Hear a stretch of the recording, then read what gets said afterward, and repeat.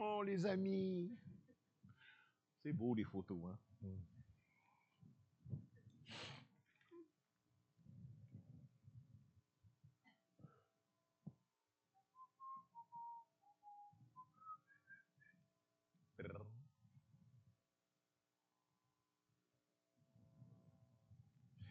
Alors, je vous fais un 2, un 2, un 2. Alors, je vais vous faire un petit rapport sur justement, là, on avait parlé qu'on ferait ça, vous donner des petits détails d'un peu de comment ça s'est passé.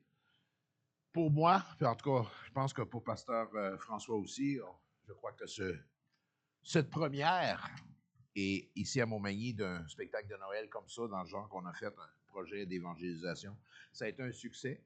Pas basé sur le nombre de centaines et de milliers de personnes qui sont venues, mais sur l'impact qu'on a eu dans les cœurs, puis les témoignages qu'on a entendus, puis tout ce que ça a pu comporter.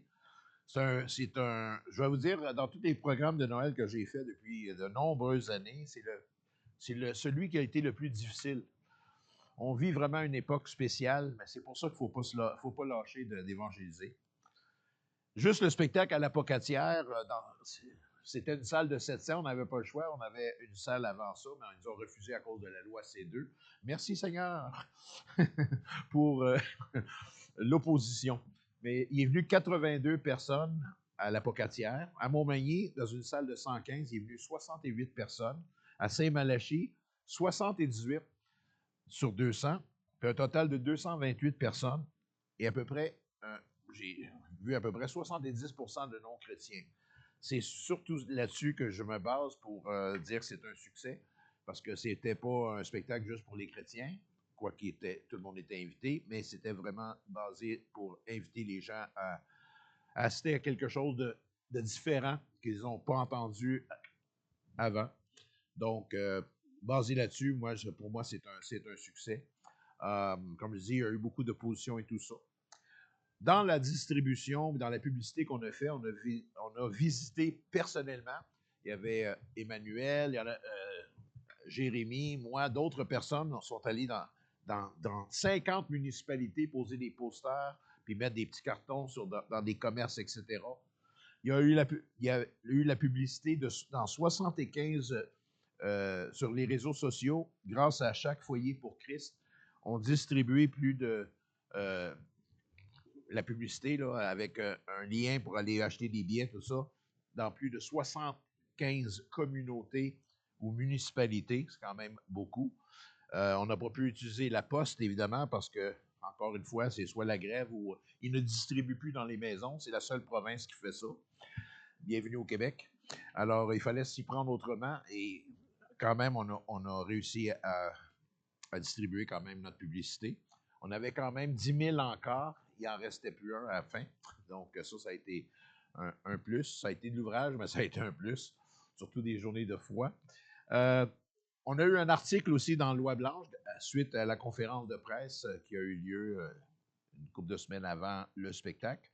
Il y a eu un reportage aussi qui a été fait sur CMA TV à Montmagny. Et on a eu une pleine page dans le journal L'Accord, un journal chrétien qui est distribué en ligne à plein de gens. Donc, ça a été vu. Point de vue des revenus et les dépenses, on a eu des revenus de 3 465 et des dépenses de 4 286,54. Ça a été assumé et par Mission Dernier Acte et l'Église. Vous entendez, c'est un projet d'évangélisation commun. L'Église s'est occupée de louer les salles et tout ça qu'on avait besoin dans les différentes municipalités. Donc, merci à l'Église.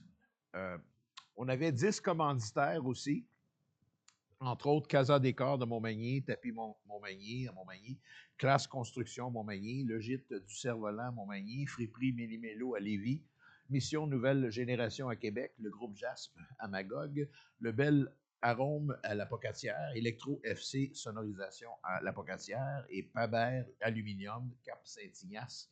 Il y en a qui ont donné en argent, il y en a d'autres qui ont donné pour les tirages des cadeaux. Vous avez vu, à chaque soir, on faisait tirer, je ne sais pas combien de cadeaux. Là. Il y en avait au moins 9-10 par soir. Donc, on était bénis sur ce côté-là. Et c'était quand même des belles choses. Alors, on remercie tous ces gens-là qui nous ont accompagnés là-dedans. Comme les photos que vous voyez, c'est différentes soirées qu'on a fait dans chacune des municipalités. Je suis sûr, si je demandais juste comme ça des témoignages, il y en a-tu qui ont parlé avec des gens ou qui ont invité des gens et qui ont eu des témoignages d'eux autres, comme quoi ils avaient aimé la soirée ou que la soirée les avait touchés. Je remercie Dieu quand même que Pasteur François a fait la présentation de l'Évangile à la fin. Je pense que notre message était clair. Comme vous voyez, le spectacle commençait vraiment par le Noël commercial. On se dirigeait de plus en plus vers la crèche. On ne s'est pas empêché de parler de Jésus, et ça, c'est une bonne chose, autant dans ma conclusion que dans l'appel que Pasteur François a fait dans 2 endroits, à la Pocatière et Montmagny, et Pasteur Yves Bellemare à la Pocatière. Oui, c'est ça, Saint-Malachie, je disais. Saint-Malachie. Et donc, personnellement, j'ai entendu beaucoup de témoignages, beaucoup de personnes qui ont été invitées, entre autres à Saint-Malachie. Une des participantes, Rosie, elle a invité tous ses voisins philippinos, etc., sont tous venus. Il y avait une gang de philippinos, c'est elle qui les avait invités. Et ils ont été vraiment touchés par ça. Donc, on va laisser le Seigneur agir, continuer à agir dans les cas. Suite à ça aussi, il y a eu 9 demandes de suivi que j'ai personnellement, que j'ai mis dans ma liste d'envoi et que je suis en train de compléter maintenant. La lettre de nouvelles a été sortie hier, entre autres. Si vous l'avez vu sur Facebook ou sur la page de l'Église. Je ne sais pas si tu l'as mis ou... En tout cas, elle va l'être. OK. Alors, je vais te l'envoyer, anyway, pour que ça la mette sur la page de l'Église. Elle m'a été posée dans différents réseaux et tout ça, avec un peu les photos et tout ça, puis les événements à venir. Comme Pasteur François a mentionné, le 13 février prochain, on veut ouvrir le café. Déjà, le permis a été envoyé. J'ai déjà envoyé le paiement pour avoir un permis de restauration. J'attends des nouvelles de ça. Comme vous voyez, toutes les rénovations, les mosaïques ont été terminées. Ça a une valeur de 10 000 en passant. Hein, que André Hamelin, celui qui a fait des murales ici à Montmagny, là, nous a offert gratuitement. Puis je veux vraiment le bénir pour ça, puis l'inviter régulièrement. Je sais qu'il s'est bien attaché à nous et je veux continuer à témoigner dans sa vie, puis donner beaucoup d'amour. Il a fait un travail vraiment incroyable. Il y a encore des petites choses à venir pour l'ouverture du café, mais on va poursuivre avec ça. Il va y avoir une annonce qui va être faite possiblement à partir de la semaine prochaine, régulièrement. Il va y avoir un invité spécial. Donc, le 13 février, il va y avoir... ça va être on va faire un appel pour recevoir les dignitaires, tous les contacts qu'on a, les pasteurs de Québec qu'on connaît, pasteurs et moi, et tout ça. Les gens, aussi les journaux, télévision, etc., à venir pour une conférence de presse à 10 h le matin. 11 h, on ouvre les portes, donc ça va être ouvert au public, donc le restaurant va être fonctionnel. Les gens vont pouvoir venir manger ou quelque chose comme ça. Et à 6 h, il va y avoir un souper spectacle avec Rénal Wiseman. Je ne sais pas si vous le connaissez, mais c'est un saxophoniste chrétien, mais vraiment professionnel. Il vient d'un milieu professionnel, un gars de studio, il est vraiment incroyable. Puis il fait des hymnes chrétiens et tout ça au saxophone, puis il vient tout équipé. Donc, il va avoir un spectacle avec lui ici le 13 à partir de 6 h avec un souper. Donc, ça va être le temps d'inviter des gens si vous voulez. Parce que 50 places assises, that's it, pour cette première. Mais j'ai déjà planifié aussi qu'on appelle des brunchs témoignages aussi, au lieu d'un déjeuner, mais ça va être un genre de brunch vers 11 h où on va inviter des gens à venir manger et entendre témoignages. Et ça, on va faire ça régulièrement parce que le but, comme on dit, c'est de l'évangélisation. Amen. Remercions le Seigneur pour ce qu'il a fait durant ce temps-là. Amen.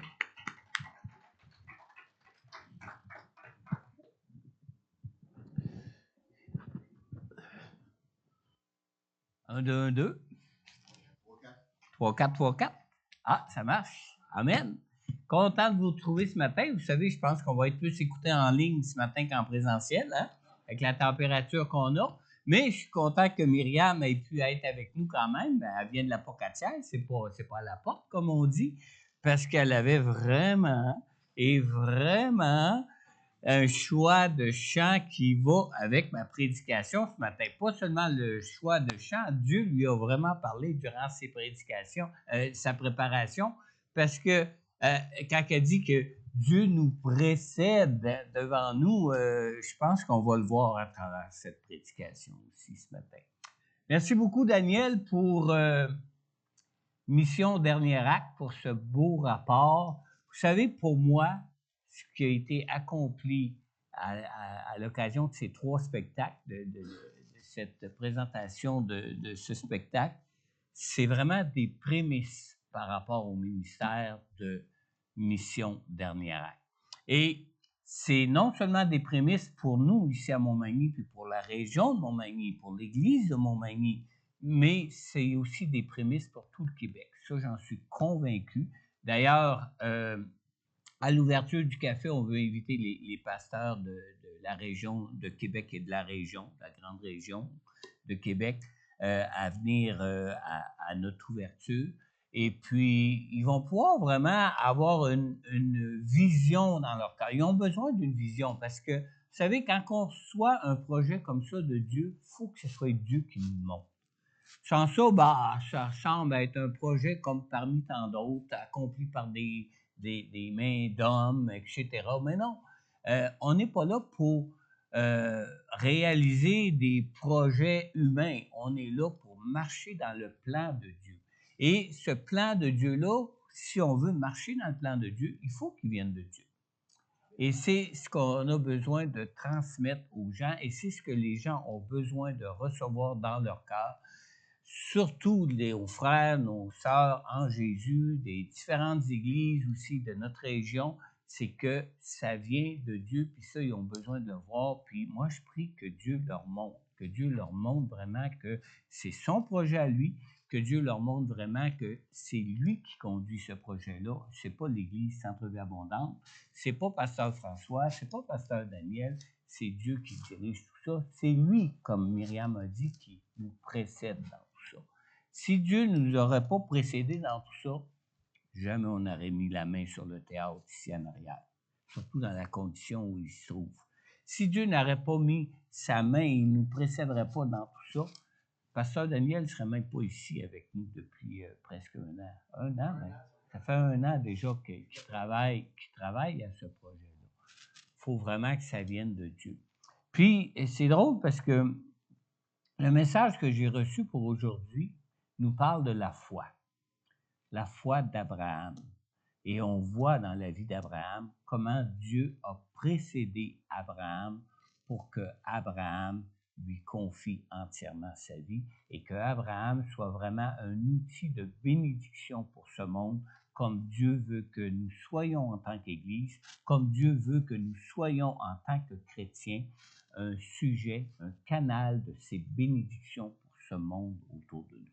Amen. Amen. Je pourrais en parler longtemps, là, même pour ma prédication. Là, le Seigneur m'a amené tellement de choses dans mon esprit que j'ai dû sélectionner pour faire ça en 40 minutes à peu près. Je vous invite à tourner avec moi dans Genèse au chapitre 15. On va lire ensemble pour commencer les versets 1 à 6. Genèse chapitre 15. Si vous ne savez pas ce que c'est au début de votre livre.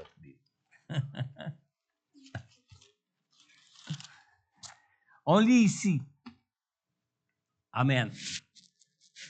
Après ces événements, la parole de l'Éternel fut adressée à Abraham dans une vision. Il dit, « Abraham, n'aie pas peur. Je suis ton bouclier et ta récompense sera très grande. » Abraham répondit, « Seigneur éternel, que me donneras-tu?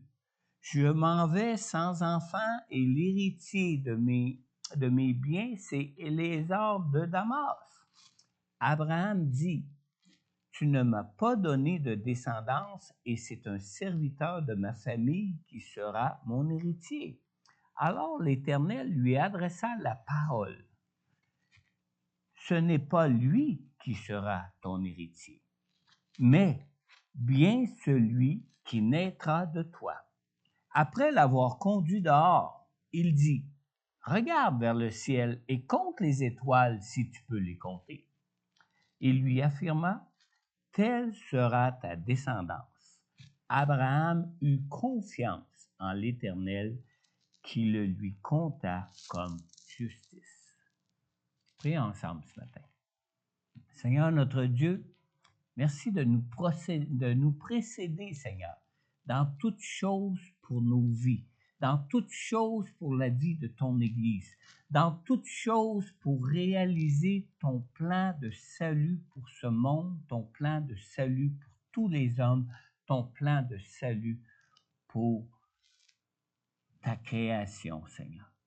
Seigneur, merci, Seigneur, de ta parole qui est la vérité, ta parole qui est puissante pour susciter en nous notre dépendance à toi, Seigneur, ta parole en qui nous pouvons faire pleinement confiance, Seigneur, car tu es le Dieu de la parole qui a toute puissance pour réaliser tout ce qu'il promet pour nos vies, comme pour ton Église, comme pour tout ce dont tu peux nous appeler à accomplir dans nos vies pour bénir ce monde, Seigneur. Seigneur, que ce matin encore, dans ta fidélité, que ton Saint-Esprit puisse parler à nos cœurs ce matin, que ton Saint-Esprit puisse utiliser ta parole qui est la vérité pour toucher nos cœurs ce matin.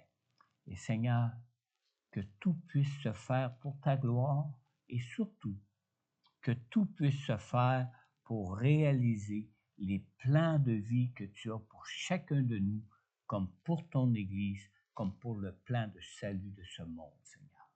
On te le demande, Père, dans le nom puissant de Jésus.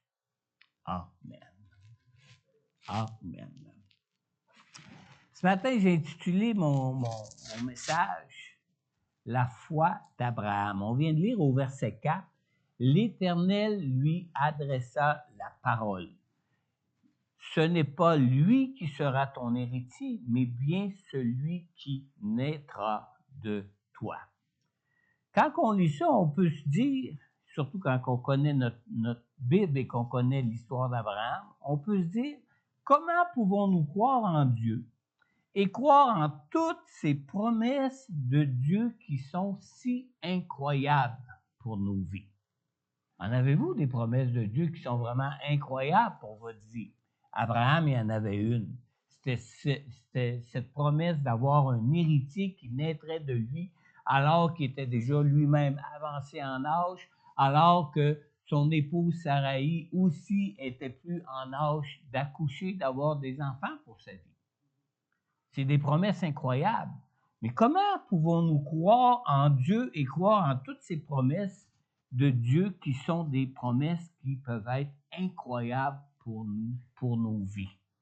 Abraham était un homme de foi, pas de n'importe quelle sorte de foi. Abraham était un homme de foi, mais de foi en Dieu pour sa vie. Mais d'où lui venait cette foi? Vous savez, tous les hommes et toutes les femmes de ce monde sont appelés depuis la création du monde à vivre par la foi. Et non seulement à vivre par la foi, mais aussi à marcher avec Dieu par la foi et avec foi. Amen. Vous savez, si nous voulons connaître la vie et la vie en abondance, non pas une vie selon les choses auxquelles ce monde aspire présentement, mais vraiment connaître une vie selon le plan de bénédiction que Dieu a pour nous, nous devons apprendre à vivre et à marcher par la foi avec Dieu dans nos vies. On lit dans Hébreux chapitre 1 et au verset 6, on lit ici, en ce qui concerne la foi, « Or, sans la foi, il est impossible d'être agréable à Dieu, car il faut que celui qui s'approche de lui croit que Dieu existe et qu'il récompense ceux qui le cherchent. » Est-ce qu'on peut dire amen à ça?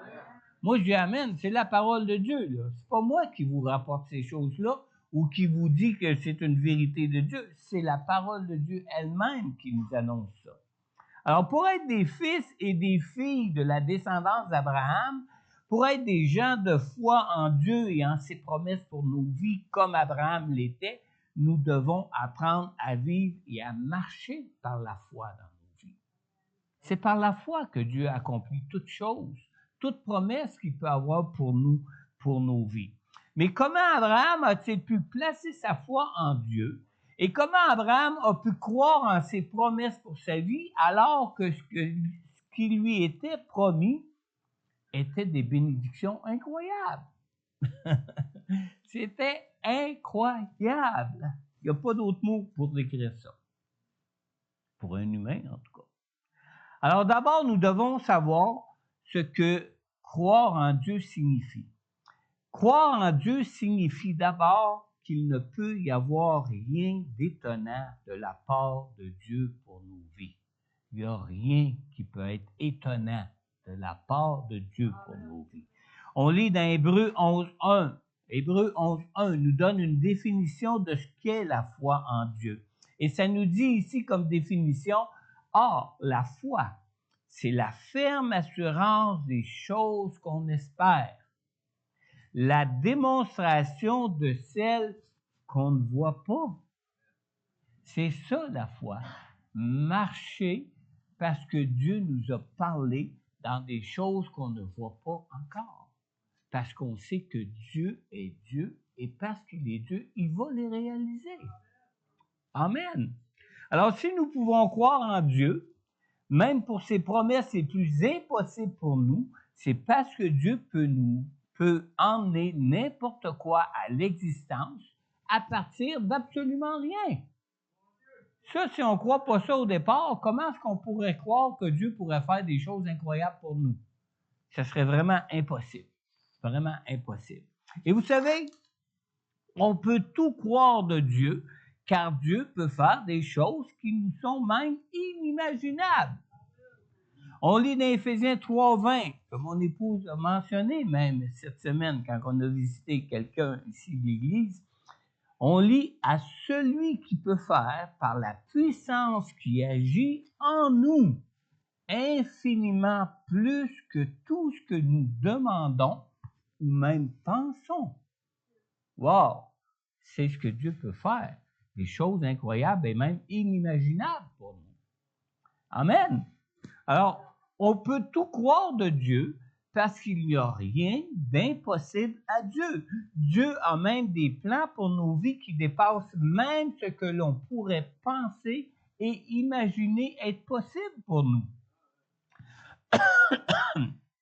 Vous savez, un jour, Dieu a suscité en moi de tenir une grande activité d'évangélisation ici même à Montmagny, dans le parc du centre-ville.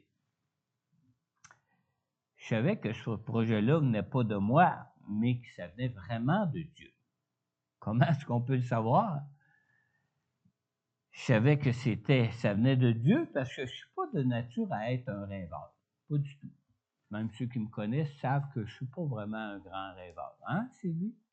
On peut dire ça, oui. Je suis plutôt un opportuniste, même. D'accord? Je suis du genre à observer ce qui se passe, à observer les gens, puis à savoir ce qui peut marcher et ce qui peut ne pas marcher par rapport à tout ce que je peux observer. C'est un peu comme un instinct d'homme d'affaires qui m'a été donné ou que j'ai, mais c'est vraiment instinctif de ma part.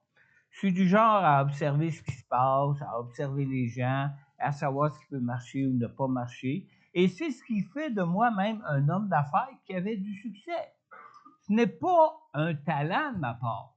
On ne peut pas appeler ça du tout un talent. C'est comme quelque chose qui est inné en nous. Je dirais plus que c'est quelque chose d'instinctif plutôt que d'être quelque chose de talentueux.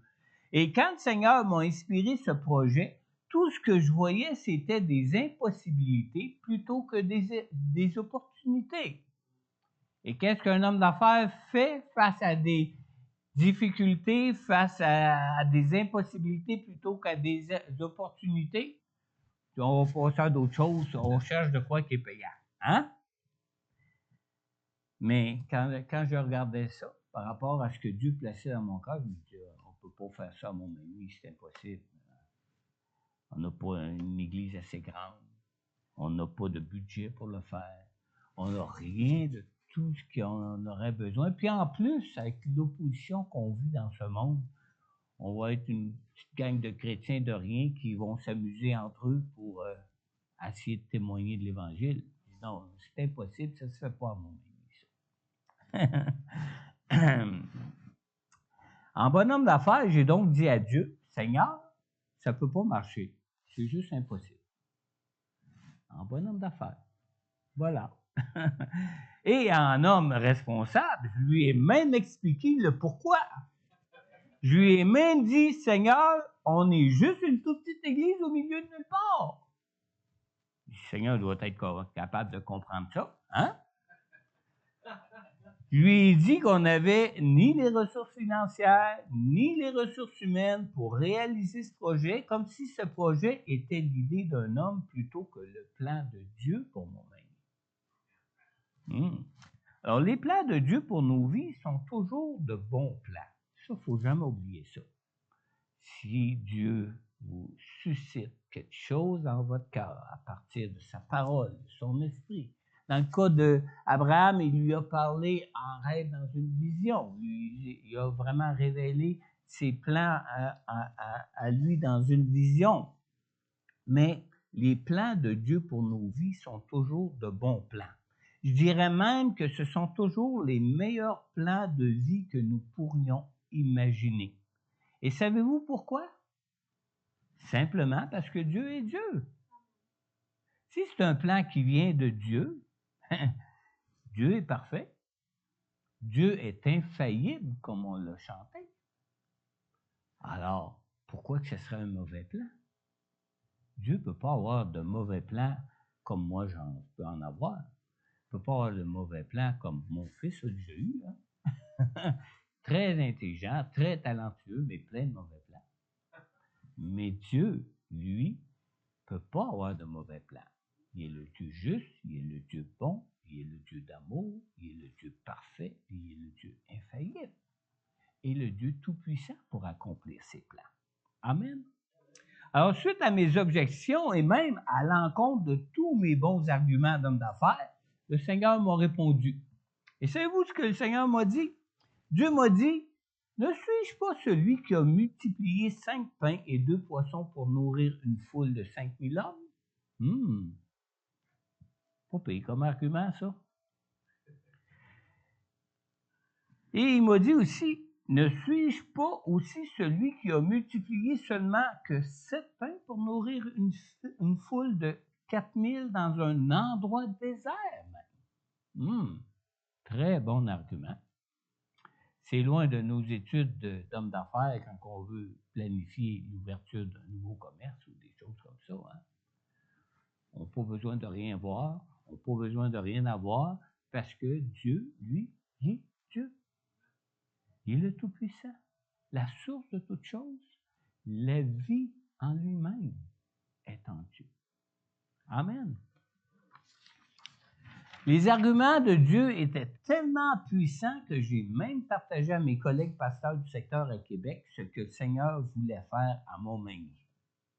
Ah ouais. J'ai cru. C'était des arguments qui étaient irréfutables. Mais savez-vous quoi? Au moins 2 ans plus tard, on n'avait toujours pas encore rien fait dans ce plan que Dieu voulait pour nous. 2 ans après, on n'avait rien fait, rien d'avancé, rien dans ce sens-là.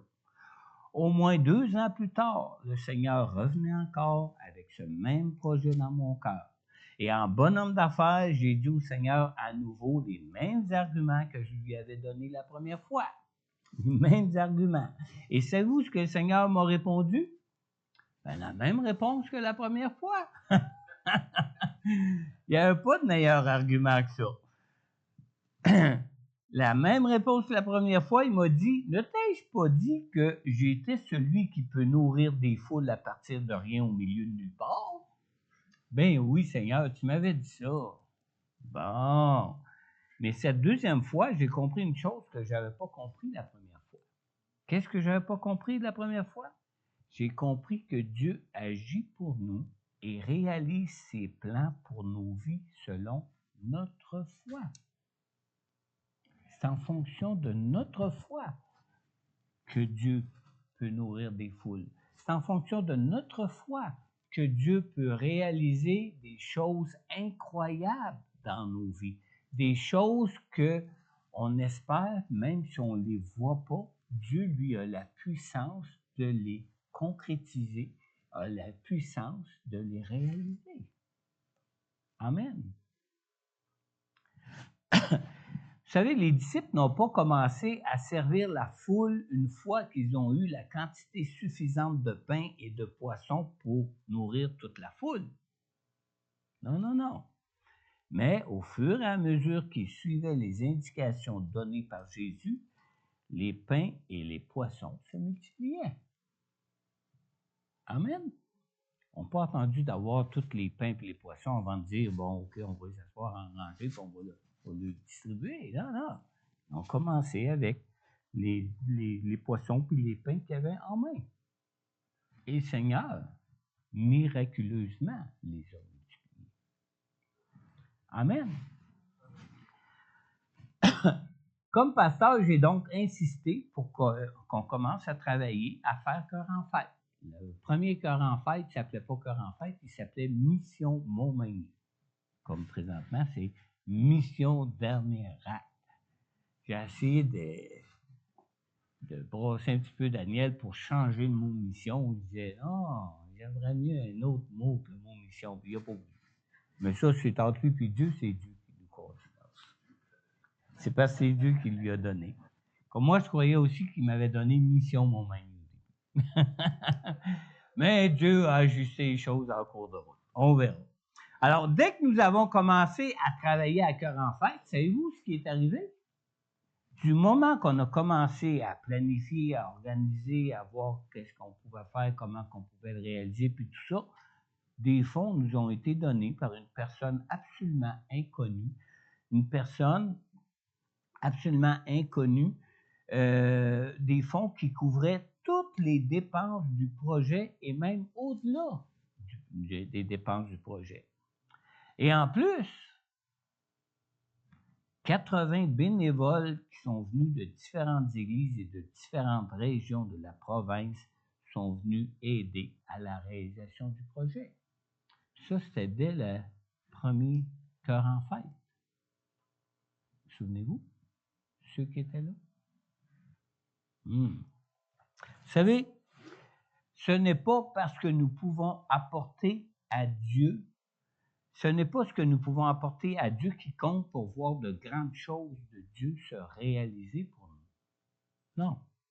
Ce qui compte, c'est la foi que nous avons en Dieu pour marcher avec lui et pour avancer avec lui dans ce que Dieu projette ou vise à accomplir pour nous dans nos vies. C'est ça qui compte. Amen. Les 5 pains et les 2 poissons apportés au Seigneur n'étaient rien de suffisant pour nourrir la foule des 5000. Les 7 pains apportés au Seigneur n'étaient pas plus suffisants pour nourrir la foule des 4000 personnes. C'était pas suffisant. Puis c'est pas ça qui comptait. Ce qui comptait, c'est que c'était sur la parole du Seigneur. Où ce que le Seigneur a dit, nourrissez-les vous-même. Ah ouais, avec quoi? Qu'est-ce que vous avez? Apportez-les. Et le Seigneur les a multipliés. Amen. Alors, ce qui compte, c'est que par la foi, nous apportons au Seigneur ce que nous avons en croyant que pour Dieu, rien n'est impossible et que Dieu peut utiliser toutes choses pour servir à sa gloire. C'est ça qui compte. Quelle gloire peut-on donner à Dieu si c'est de nous-mêmes et par nos propres moyens que nous réalisons des choses dans nos vies? Il n'y a aucune gloire qui peut être donnée à Dieu. Comment on aurait pu dire qu'Abraham était un homme de foi si Dieu n'aurait pas eu la capacité de lui donner un héritier qui venait de sa propre chair alors qu'il était avancé en âge? Comment est-ce qu'on aura pu donner la gloire à Jésus d'avoir multiplié les pains s'ils seraient arrivés avec la quantité de pain et de poissons suffisante par eux-mêmes pour nourrir une foule. Il n'y aurait eu aucune gloire à Dieu. Et c'est là tout le témoignage de Dieu pour nos vies. C'est quand Dieu peut réaliser ses plans que lui a pour nous, même si pour nous, ce sont des plans qui nous semblent incroyables et qui pour nous sont des plans qui sont irréalisables. C'est là où ce qu'on peut voir que Dieu fait les choses et les fait même si c'est impossible à nous. Amen. Dans Genèse 15:3, on a lu que Abraham dit « Tu ne m'as pas donné de descendance et c'est un serviteur de ma famille qui sera mon héritier. » Vous savez, même lorsque nous croyons en Dieu, parce qu'Abraham croyait déjà en Dieu, même lorsque nous croyons en Dieu, ce n'est pas naturel de marcher par la foi devant Dieu et de marcher par la foi avec Dieu dans nos vies. C'est pas naturel. Même pour Abraham, ce ne l'était pas. Alors, pour marcher par la foi comme Abraham a marché, nous devons apprendre à nous attacher aux révélations de Dieu, que Dieu a lui-même pour nos vies. Malgré sa foi en Dieu, Abraham a dû apprendre à être à l'écoute de Dieu et à croire en la parole que Dieu lui donnait pour lui, pour sa vie. Avoir la foi n'est rien d'étrange pour une personne de ce monde. Tout le monde a de la foi. Tout le monde. Même ceux qui se disent athées. Ça prend beaucoup de foi, vous savez, pour croire que Dieu n'existe pas. Ils ont de la foi, mais ils n'ont pas une foi en Dieu. D'accord? Alors, tout le monde, dans cette vie, apprend à vivre par la foi. Mais où donc est le problème? Hein? C'est où le problème? Qu'est-ce qu'on a besoin comme foi pour voir des choses incroyables, des plans de Dieu se réaliser pour nous, pour nos vies? Merci de me poser la question. On va essayer d'y répondre. C'est où notre problème?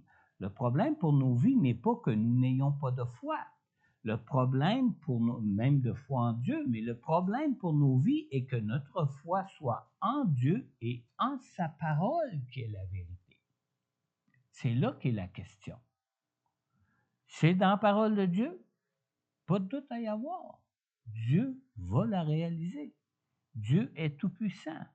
Tu as cette conviction en ton cœur que ça vient de Dieu et que Dieu veut faire quelque chose d'incroyable pour toi? Pas de problème. Ça vient de Dieu et Dieu est tout-puissant et il va le faire. Il faut que notre foi soit en lui et en sa révélation qu'il nous donne pour nous personnellement, pour nos vies.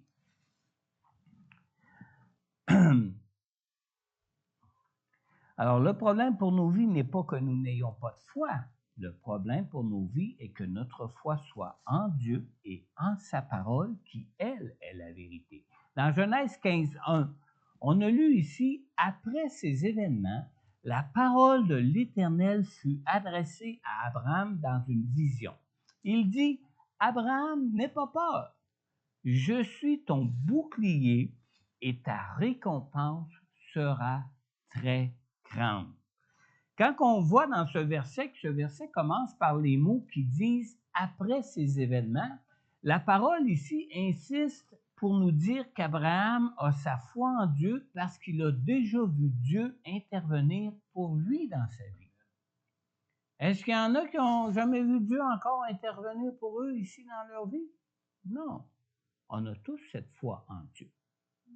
Mais maintenant, effectivement, Dieu venait de donner à Abraham une victoire sur les ennemis de sa vie. Une victoire qui, pour Abraham, d'une façon évidente, venait de Dieu et non pas de lui.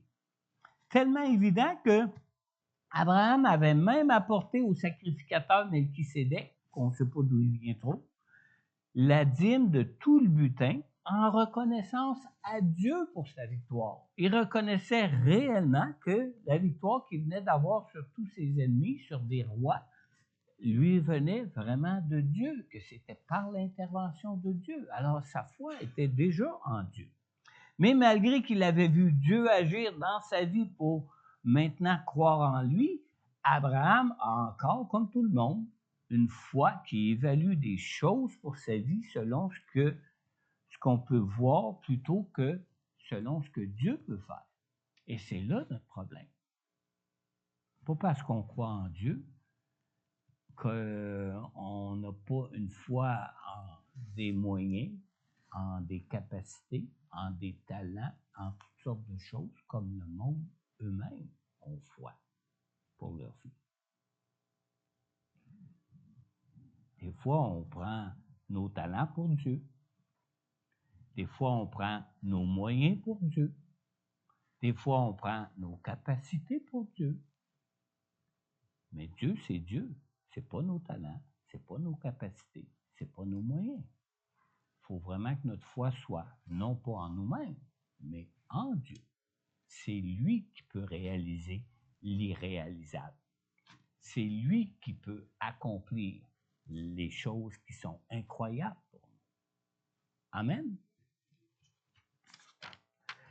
Jésus nous a parlé de cette différence en ce qui concerne notre foi en Dieu lorsque les pharisiens et les scribes refusaient de croire en lui.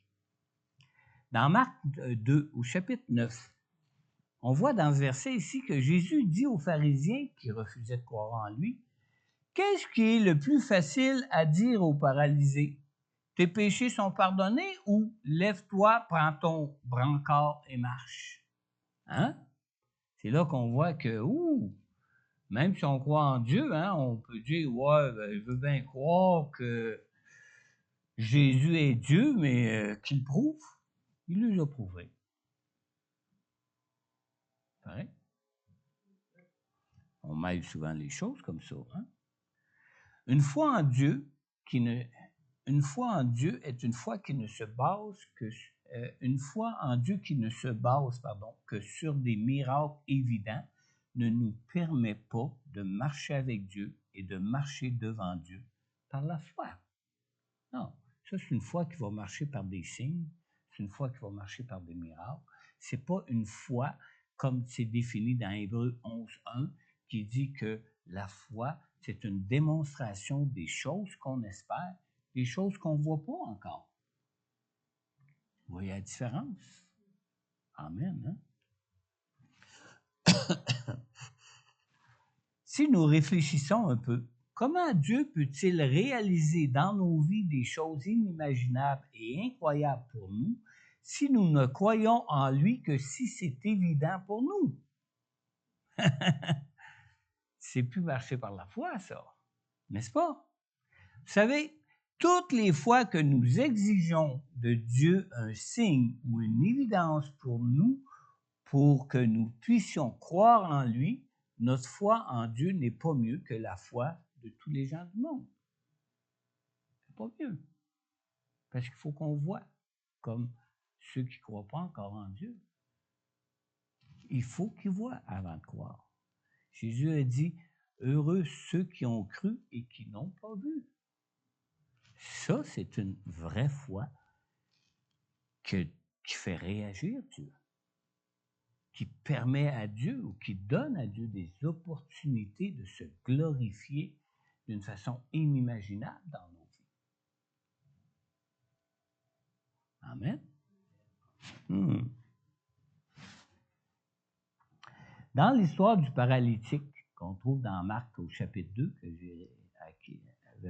au verset que j'ai référé tantôt, dans l'histoire du paralytique, Jésus a guéri le paralytique parce que ceux qui croyaient en lui sur la foi n'ont pas demandé un signe avant de tout faire pour apporter le paralytique à Jésus. Ils n'ont pas entendu d'avoir un signe, n'est-ce pas? On lit dans Marc au chapitre 2 au verset 5, Jésus, voyant leur foi, a dit aux paralysés, « Mon enfant, tes péchés te sont pardonnés. » Il n'y a pas eu de signe avant ça, n'est-ce pas? Alors, les amis du paralytique n'avaient aucun doute que Jésus était Dieu pour le guérir, que Jésus était Dieu pour avoir même imaginé comment il pouvait arriver à le placer sous les yeux de Jésus pour qu'il soit guéri. Ils n'ont pas eu besoin d'attendre de signes ou d'avoir de signes. Ils croyaient en Jésus, point à la ligne. Amen.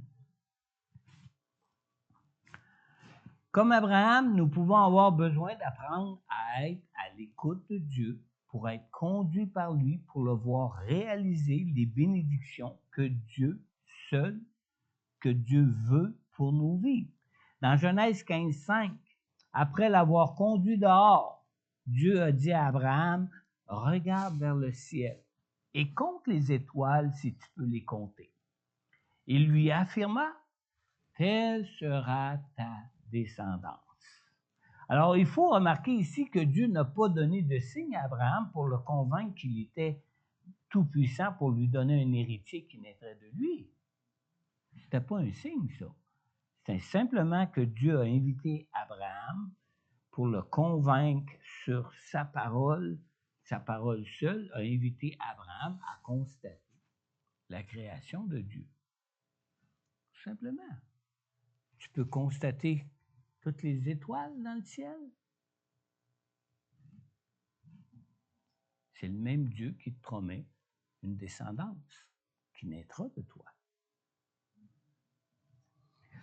Alors, Abraham s'est laissé convaincre sur la parole de Dieu seul pour lui. Et Dieu a simplement amené Abraham à considérer sa création pour le convaincre de sa toute-puissance, pour réaliser ses promesses, des promesses qui étaient même des promesses des plus incroyables. Vous savez, Dieu peut utiliser toute chose pour susciter notre foi en lui, pour nous bénir dans nos vies. On le voit dans toutes les Écritures. Hein? On voit que Dieu peut se révéler directement à nous, comme il l'a fait à Abraham. Dieu peut aussi nous envoyer un prophète ou un autre ministère pour susciter la foi en nous par sa parole qui nous est donnée. Dieu peut donner un signe même. Il peut donner des signes. Gédéon a demandé un signe. Et Dieu lui a donné un signe. Mais généralement, Dieu nous donne sa parole pour susciter notre foi en lui. Sa parole qui est la vérité. Avoir la foi d'Abraham, c'est avant tout d'être à l'écoute de Dieu et à l'écoute de sa parole pour croire en Dieu et croire à sa parole. Dans Romains, au chapitre 1, on lit au verset 16 et 17, qui nous dit en résumé, vous allez l'avoir juste en résumé ici, « En effet, l'Évangile, c'est la puissance de Dieu pour le salut de tout homme qui croit. En effet, c'est l'Évangile qui révèle la justice de Dieu par la foi et pour la foi. Comme cela est écrit, le juste vivra par la foi. » Maintenant, Dieu utilise plusieurs moyens pour se faire connaître à nous et pour nous révéler ses plans pour nos vies, afin que nous placions notre foi en lui et en ses promesses pour nos vies. Il utilise plusieurs moyens. En plus de sa parole, on lit dans Éphésiens, chapitre 4, au verset 11, « C'est lui qui a donné les uns comme apôtres, les autres comme prophètes, les autres comme évangélistes, les autres comme bergers et enseignants. » Et il les a donnés pourquoi? Pour qu'on puisse entendre sa parole. Pour qu'on puisse vraiment avoir la foi qui va venir de sa parole, une foi qui va être en Dieu et en sa parole pour nos vies. Amen. C'est Dieu qui nous a donné ces choses. Des apôtres, des prophètes, des évangélistes, des bergers et des enseignants. Et plus nous baignons dans la parole de Dieu, plus nous grandissons dans notre foi en lui. Alors, pour être baigné dans sa parole, il nous faut une piscine. Et c'est quoi la piscine?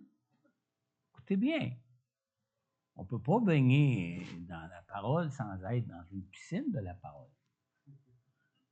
Amen. On lit dans Acte 4, dans le verset 41-42, puis après, je vais aller au verset 47, je le lis ici en résumé. Alors, on lit ici en résumé que ceux qui acceptèrent sa parole persévéraient dans l'enseignement des apôtres, dans la communion fraternelle, dans la fraction du pain et dans les prières. Et au verset 47, on lit que le Seigneur ajoutait à chaque jour à l'Église ceux qui étaient sauvés. C'est quoi l'Église? C'est la fameuse piscine où ce que les ministères de Dieu ont été donnés à l'Église pour l'édification des saints, l'affermissement dans leur foi, pour leur croissance spirituelle, pour qu'ils enseignent la parole, en soient nourris et en soient édifiés. Amen. Ça fait partie des moyens de Dieu.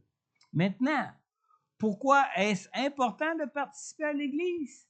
Bien, il y a plusieurs raisons pour ça. Je vais en mentionner une seulement, c'est que les ministères de la parole d'Éphésiens 4:11 ont été donnés à l'Église. Et s'ils ont été donnés à l'Église, ça a été donné justement pour, comme je viens de le mentionner, pour l'édification de ceux qui croient. Et vous savez, en tant que pasteur, j'ai remarqué une chose avec les années. Ça fait déjà, combien d'années je suis pasteur? 30 quelques années. Ça paraît avec mes cheveux, de toute façon. Même ma voix, elle commence à grincher un peu, là, comme un vieux haut-parleur. Mais, avec les années, j'ai remarqué une chose. C'est que plus les gens vieillissent comme enfants de Dieu, plus leur participation à l'Église diminue. Ça ne devrait pas. Vous savez à quel âge Abraham a vu sa promesse d'une descendance être réalisée? Il était plus jeune. Vous savez à quel âge Sarah elle a accouché de la descendance d'Abraham? Elle était plus jeune, elle non plus. Puis c'est pas 50 ans avant qu'elle avait reçu cette promesse de Dieu-là pour eux. Ils l'ont su, ils étaient déjà avancés en âge.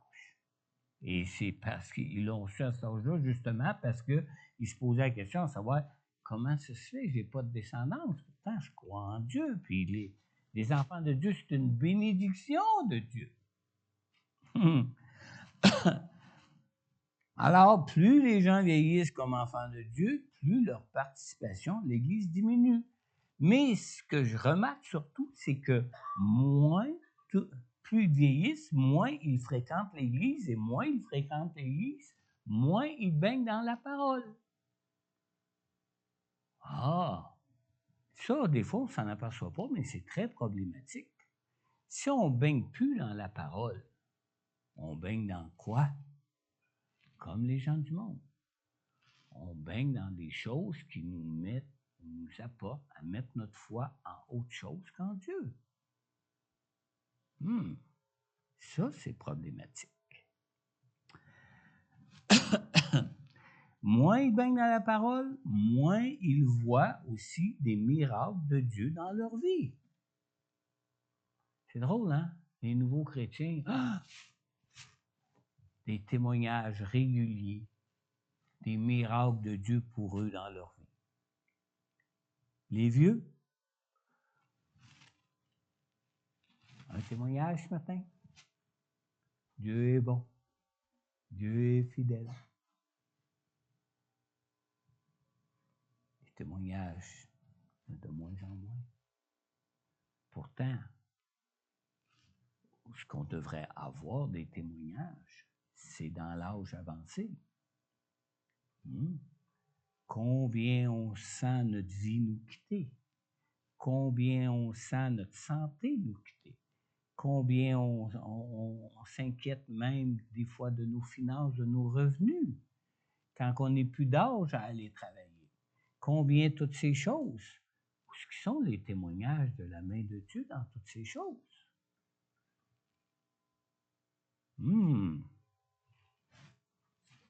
Moins on baigne dans la parole, moins on voit de miracles de Dieu dans nos vies.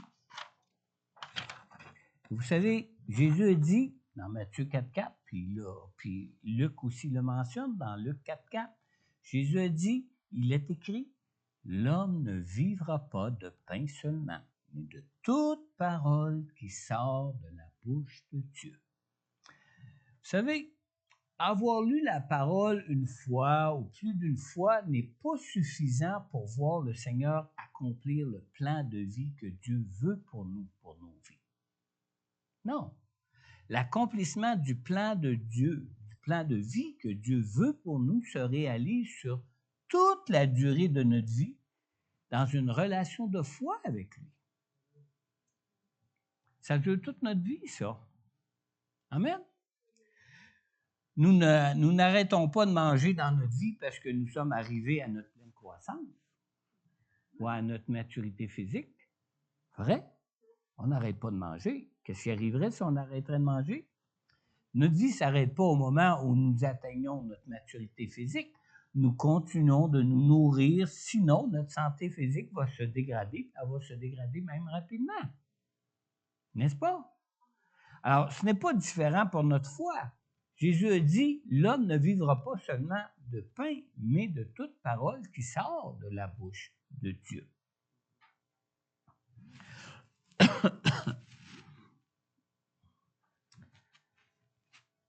Là, j'ai perdu ma ligne. Ce ne sera pas long, on va la retrouver. Alors, notre vie ne s'arrête pas quand nous atteignons la maturité physique. Et ce n'est pas différent pour notre foi. Toute notre vie, toute notre marche avec Dieu dans ce monde doit se faire par la foi. Et ça, c'est jusqu'au dernier souffle. J'ai remarqué que les vieux chrétiens, les vieilles bûches qu'on appelle normalement, habituellement, comptent plus, en vieillissant, ils comptent plus sur la sagesse qu'ils ont acquis de la parole plutôt que sur la foi que la parole peut leur susciter dans leur vie pour compter sur Dieu. Vrai? On regarde un chrétien avec des cheveux gris et on dit, ah, lui, c'est un homme qui marche dans la sagesse de Dieu. Pas la sagesse qui va changer ma vie. C'est pas la sagesse qui va accomplir des choses incroyables pour moi dans ma vie. Ça reste que c'est Dieu qui va le faire. Comme il l'a fait pour Abraham, qui était déjà en âge avancé. Amen. On oublie avec les années combien c'est toujours par la foi que Dieu nous sauve, et combien Dieu, lui seul, peut réaliser ses bénédictions pour nos vies. Ce n'est pas notre sagesse ou notre connaissance de la parole de Dieu qui va emmener ces grâces-là. C'est notre relation de foi avec Dieu qui va emmener toutes ces grâces-là. Amen. On a besoin encore de se nourrir de la parole, même si on peut l'avoir déjà lu 20 fois, même si on peut l'avoir déjà lu 30 fois, même si on a l'impression de la connaître par cœur. C'est la parole qui va faire grandir notre foi, affermir notre foi et nous garder dans la foi. Amen. Non pas la connaissance de Dieu. Et il nous faut aussi nous rappeler, comme Jésus nous le dit lui-même, dans Jean 15,5, où ce que Jésus nous dit, « Je suis le cep, vous êtes les sarments. Celui qui demeure en moi et en qui je demeure porte beaucoup de fruits. Car, écoutez bien, et rappelez-vous-le, car sans moi, dit Jésus, vous ne pouvez rien faire. » Amen. Alors ce matin, puisque nous parlons de voir Dieu accomplir ses promesses de vie en Jésus pour nous, as-tu déjà placé ta foi en Jésus pour connaître une toute nouvelle vie avec lui et avoir par lui vraiment cette assurance de la vie éternelle avec Dieu? Dans Jean 3,16, la vérité de la parole de Dieu nous dit, « En effet, Dieu a tant aimé le monde qu'il a donné son Fils unique, afin que quiconque croit en lui ne périsse pas, mais ait la vie éternelle. » Alors, si ce matin tu désires être réconcilié avec Dieu pour connaître la vie qu'il veut pour toi et voir même des choses incroyables que Dieu veut pour toi et que Dieu peut faire pour toi, Je t'invite à simplement inviter Jésus dans ta vie en lui adressant sincèrement cette prière dans ton cœur. Juste courber la tête, ouvrir ton cœur au Seigneur, concentre-toi sur Dieu et adresse-lui cette prière. Juste à répéter dans ton cœur à Dieu cette prière. Père Céleste, je viens devant toi ce matin. Je viens devant toi en reconnaissant mon besoin de Jésus pour mon pardon, pour ma vie, pour ma transformation, car je reconnais que je suis un pécheur. Humblement, Père, je te demande maintenant de me pardonner pour tous mes péchés.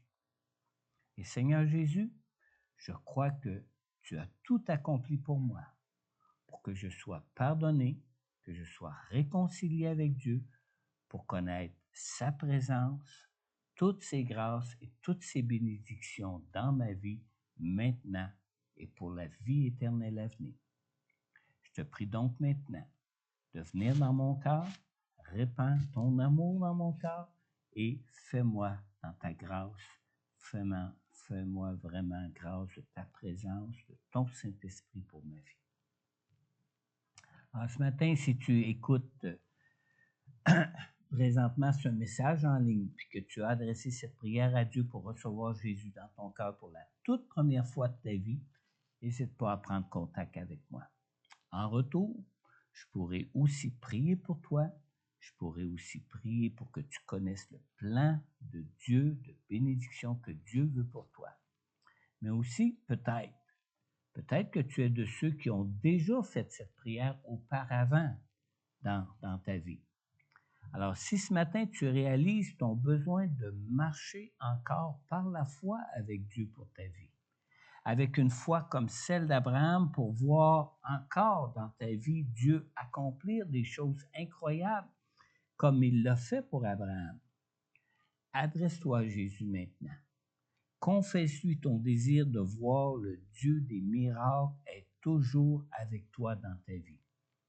Et confesse toi-même à Dieu. Confesse-lui d'avoir peut-être négligé ta communion avec lui pour affermir ta foi en lui et marcher encore par la foi en lui et en sa parole. Amen. Amen. Je vais inviter Myriam à nous conduire dans un dernier chant de louange et d'adoration. S'il y en a ici présents qui aimeraient s'avancer pour des prières, quel que soit le sujet de prière, en rapport avec la prédication ou pas, avancez-vous, on va prendre le temps de prier. Dieu est le Dieu des miracles. Oubliez-le jamais. Et peut-être que vous avez déjà reçu une promesse de Dieu pour votre vie que vous n'avez pas vu encore se réaliser pour vous dans votre vie. Avancez-vous ce matin. On va prendre le temps d'en parler avec Dieu. De confier votre foi en Dieu pour que votre foi soit vraiment en lui, car c'est lui qui va réaliser ce qui est irréalisable pour vous dans vos vies. Lui seul peut le faire. Amen.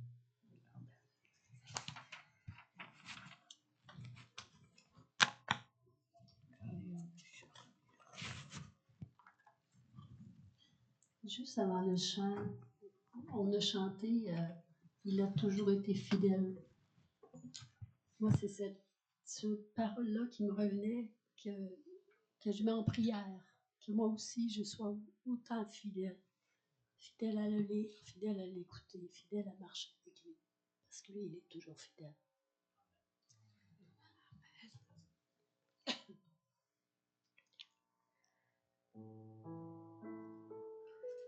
On veut louer son nom, peu importe les bons comme les mauvais moments, et qu'à travers, peu importe les saisons qu'on va rencontrer, que notre foi augmente en lui.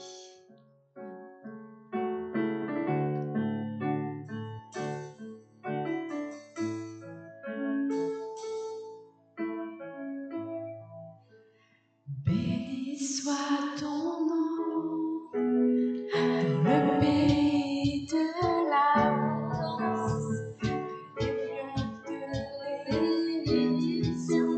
Béni soit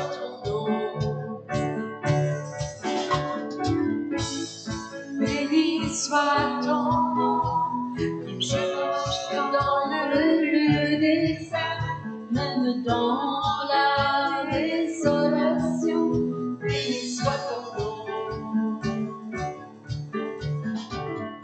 Pour tous tes bienfaits envers moi, je te louerai.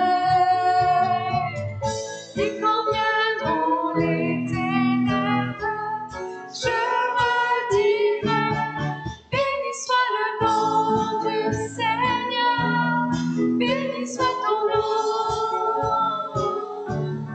béni soit le nom du Seigneur, béni soit ton nom glorieux. Béni soit ton nom, tu sembles rouler pour moi dans le monde. Béni toi, béni soit ton nom. Béni soit ton nom, sur le chemin de la souffrance, après la douleur de l'enfant. Béni soit ton nom.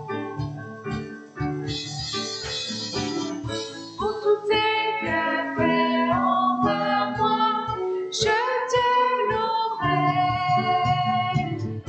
Et quand viendront les ténèbres, je redirai, béni soit le nom du Seigneur, béni soit ton nom, béni soit le nom du Seigneur, béni soit ton nom. Béni soit le nom, béni soit le nom du Seigneur, béni soit ton nom,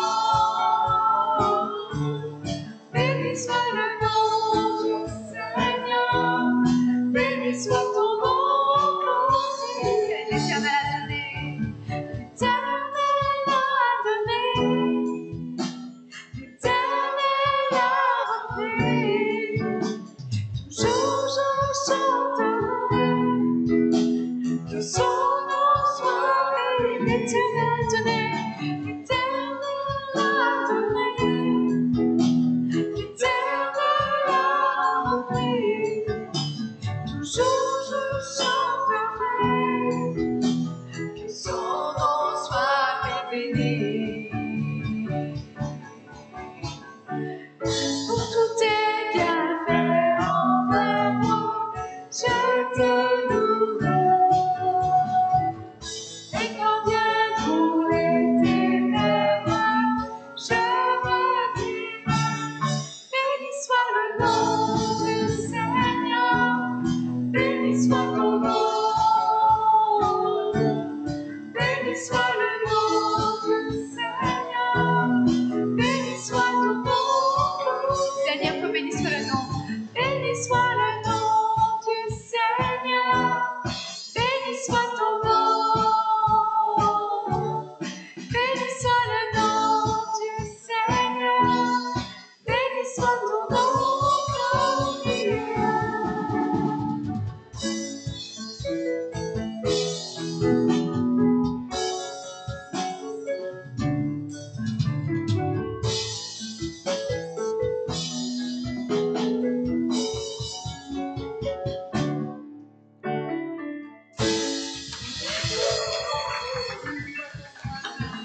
Son nom soit béni. Oui, Seigneur, béni soit ton nom, car ton nom est au-dessus de tout nom, car ton nom est le seul nom tout-puissant. Tu es le Dieu qui a toute puissance, toute autorité. Tu es le Dieu qui est souverain et tu es le Dieu qui connaît toutes choses pour agir et réaliser l'irréalisable pour nous dans nos vies, Seigneur. Et c'est la raison pour laquelle, Seigneur Dieu, nous bénissons ton nom, Seigneur. Et Seigneur, nous désirons même nous-mêmes, comme Abraham l'a été, Seigneur, être une bénédiction pour ce monde, Seigneur. Donne-nous ta grâce, Seigneur Dieu, pour vraiment être un canal de bénédiction de toi pour toucher ce monde et pour voir ce monde, Seigneur, mettre leur foi en toi pour leur vie, Seigneur. Seigneur, viens nous fortifier dans notre foi. viens te révéler encore plus à notre esprit, à notre cœur, afin que notre foi, Seigneur Dieu, s'affermisse en toi et que notre foi, Seigneur Dieu, soit inébranlable en toi et en ta parole, qui est une puissance de toi pour changer, transformer nos vies, pour changer et transformer ce monde, Seigneur. On te le demande, Père, dans le nom puissant de Jésus. Amen. Bon dimanche. Je ne sais pas comment est la température. Bon retour à la maison et sachez que Dieu est avec vous. Amen. C'est le Dieu de l'impossible. Amen. Amen.